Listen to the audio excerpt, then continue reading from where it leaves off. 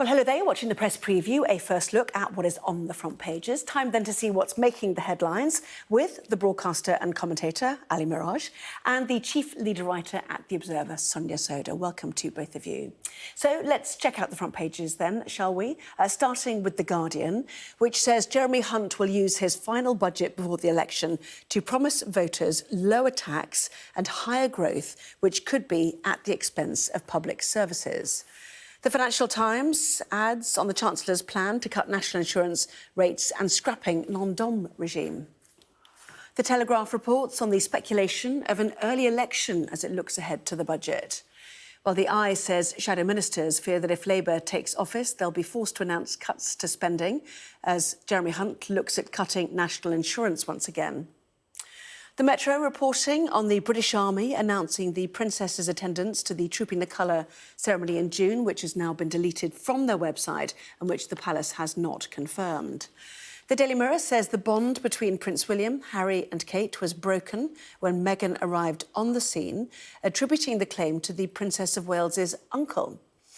The Daily Mail runs an exclusive on SAS soldiers facing possible murder charges over the death of a suspected jihadist in Syria. Well, a quick reminder, by scanning the QR code you'll see on screen during the programme, you can check out the front pages of tomorrow's newspapers while you listen to our guests. Let's head straight to Ali Miraj and Sonia Sodha. Do love a budget, I have to say. A budget and an election. We've got both tonight, so it's perfect. Anyway, so to the FT first of all. We've heard parts of what's happening. Ali, you take it away. What else can they add?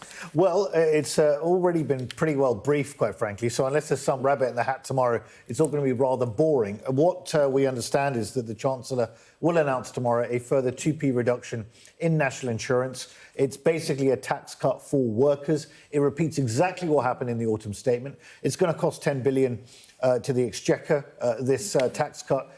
But I think there was some consternation in number 10, or at least this is what we understand, that Rishi Sunak would have wanted ideally to have an income tax cut. It's more headline grabbing. And we also know that following the last time they cut national insurance, in the autumn statement, it made not a blind bit of difference to the polls at all. And frankly, I don't think this is either. People have tuned out of the Tories. They're 20 points behind in the polls, and that's putting it generously. This is going to make no difference at all. But if it is £450 a year for the average worker, times two, you start to see the impact, don't you, in your pay packet? And it being for workers, that's exactly what they want. They want people to start working. It's all the benefits drive as well, isn't it? So that is central, really, to the Conservative cause right now. It is, and it has prompted a lot of speculation about whether the Conservatives are eyeing up an earlier election than many people might have expected, i.e. in May.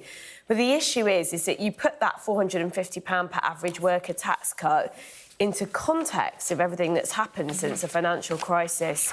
Stagnating living standards. Living standards are not going to be back at the point at which they were on the brink of the financial crisis until, I think it's, the late 2020s. What's happened with energy bills. That £450 actually starts to dwindle when you put it in the context of what's happened to people's household budgets. And then that's before what you look at, but before what's happened to public services. And I think this is a massive substantive concern about offering such a big tax cut at this time, which is the country simply cannot afford it. If you look at the NHS, we've got the longest waiting list in the NHS's history. If you look at what's going on with local councils that have had their funding cuts, we've had both Conservative and Labour councils on the brink of bankruptcy. We've had services But this will be tackled by the Chancellor tomorrow. We've had some words from him, embargoed to about now. In recent times, the UK economy has dealt with a financial crisis, a pandemic and an energy shock caused by a war on the European continent. Yet despite the most challenging economic headwinds in modern history, under Conservative government since 2010, growth has been higher than every large European economy. Unemployment has halved, absolute poverty has gone down, and there are 800 more people in jobs for every single day that we've been in office. So he's trying to head off that. He is, pointing but out I think these enormous economic shocks that they've had to deal with. Yeah, but that's a very selective reading of the facts. And it's true that there have been some really significant external shocks to the economy. I mean, no one's going to deny that, and they've been global. If you look at things like the pandemic, the war in Ukraine, the impact it had on energy prices. But the government has made it worse through political choices. Brexit was one of those choices, to go for a very hard Brexit. There's absolutely no question that has affected our productivity. It's hit exporting businesses really hard. But we've also got longer term structural issues in the economy, a lack of business investment, a lack of public investment, which can act as an engine, a trigger for business investment. You know, if you look at our rates of business investment compared to, say, you know, some of our continental competitors, if you look at the US... Well, he's going to talk about that as well, you know, the idea of growth. He says in the statement tonight, Conservatives know lower tax means higher growth, and higher growth means more opportunity and more prosperity. But there is no evidence. This is the thing, there's no evidence that cutting taxes across the board lead to higher growth. Actually, if you look at the international evidence, if you look at...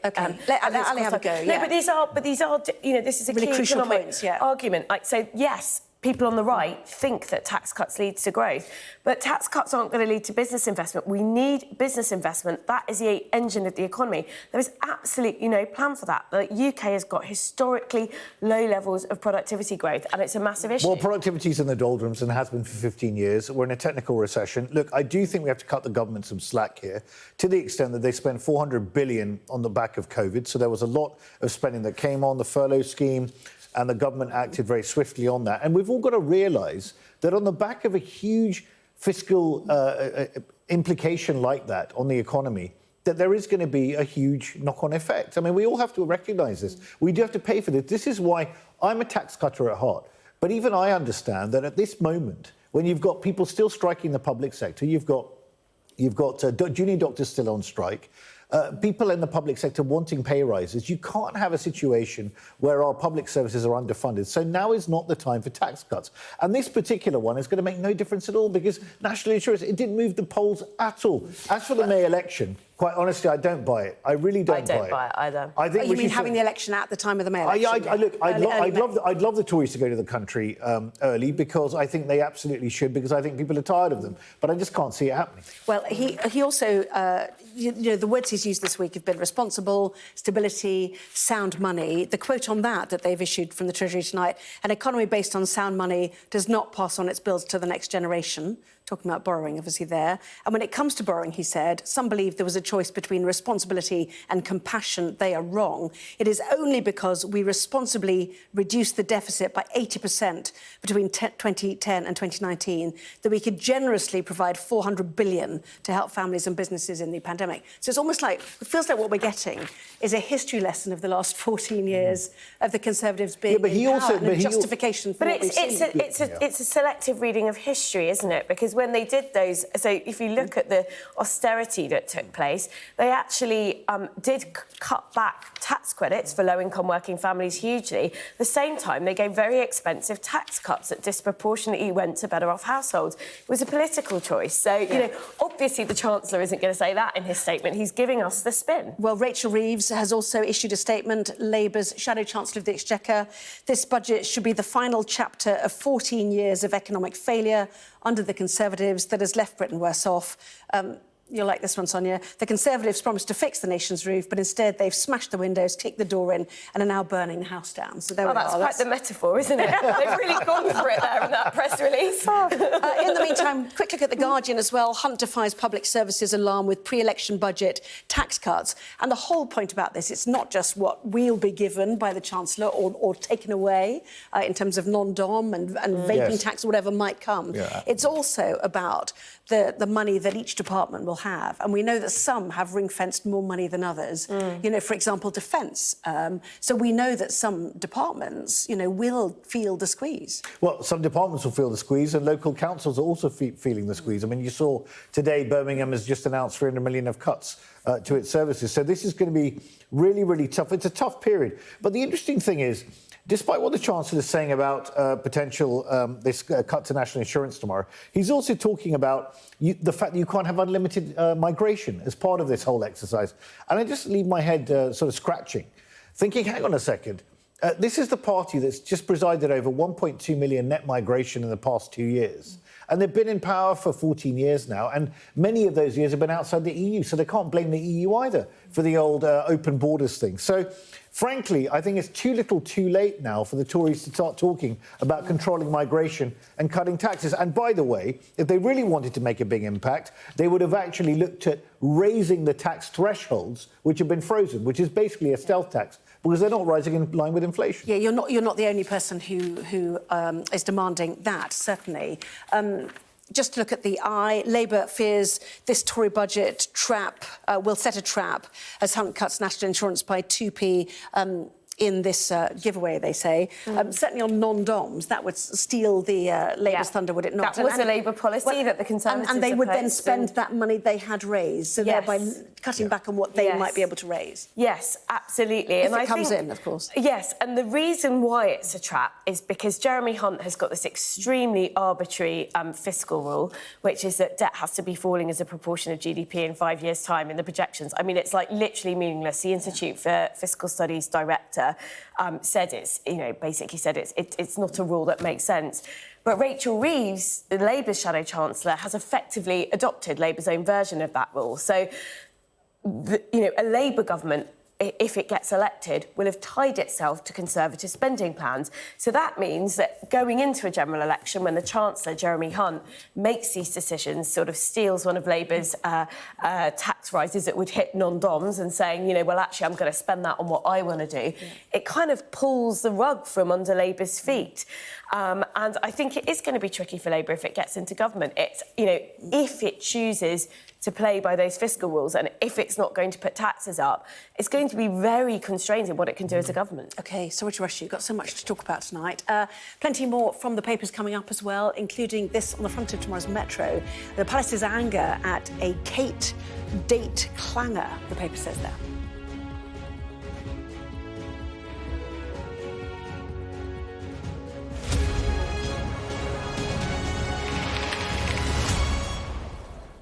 You are watching the press preview with me tonight, the broadcaster and commentator Ali Miraj and the chief leader writer at The Observer, Sonia Sodha. Welcome back to both of you. Royal coverage to the Metro, Palace's anger at Kate date clanger. This is the MOD suggesting she would be at an event in June.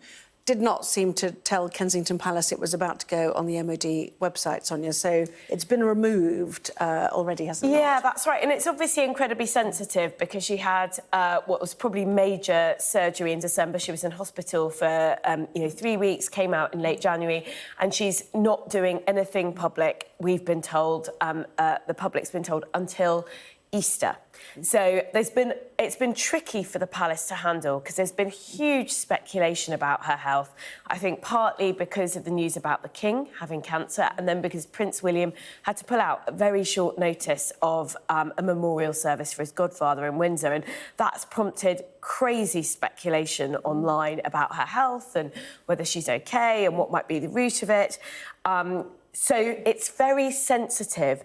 And so for the army to say, well, we've got this event, the Trooping of the Colour, someone made an assumption clearly because of a role she plays in relation to the army, that she was going to be there, put it on the website, and the world's media said, oh, excellent, this is a palace announcing that she's going to be definitely back doing public duties in early June. And so it is very embarrassing for the MOD, and they've basically had to take her off the website. So I think the palace will probably be extremely annoyed about how it's all played out. And we've had a paparazzi photograph as well, used by US media, but not in this country. Some suggestions that actually Kensington Palace should have just had a photo, even if it's a selfie with Prince William, to put all of this, speculation to rest or something, and to stop the value for PAPs of getting these photographs and selling them. But the Mirror, in a sense, to stir the pot further, has the uncle, Kate's Gary. Uncle Gary. Well, he's going on Celebrity Big Brother. Now, obviously It's enough to make anyone's heart just sink, isn't it, if it's your uncle? Well, I mean, the producers of Celebrity Big Brother, he's there because he's linked to the royal family, right? Remotely. But that's what he's there for. Now, apparently, Kate's mother is very, very upset about this. And she's read the riot act, but he's still going in. And he's promised not to spill the beans on anything related to the royal family materially, but he's already stirring the pot with Harry, saying he threw his family under the bus and all this sort of stuff. I mean, look, to be fair to the guy, he owns a villa in Ibiza, which is like, apparently we read. How was that relevant to anything? Well, I mean, I love Ibiza, so, fair play. And he made 70 million quid from selling a company, so he's a reasonably successful guy. But clearly he's there for that reason. I mean, Celebrity Big Brother, I mean, it's a bit scraping the bottom of the barrel. Yeah, and there here, have definitely quite been honestly. some allegations in his past, less Well, savoury there have been, allegations. yes. Yeah. This story is that Prince William, Harry and Kate's happy bond was shattered when Meghan arrived on the scene. Gary Goldsmith accused the Duchess of putting a stick in the spokes, creating drama and rewriting history. And the whole point is there's, days and, well, how long are they in it for? Is it weeks now? I think How long does it go Celebrity for? Big Brother is 3 weeks, but 3 you've weeks, just yeah. got to think it's the last thing the royal family needs. I mean, they've had quite the few months. It's been pretty terrible. There's this huge rift. We're all seeing this massive family row play out in public. The last thing they need is an uncle to go on Big Brother. Tabloids will They'll lap it up. obviously. We will see you soon. Thank you both very much indeed. Ali, Sonia, thank you.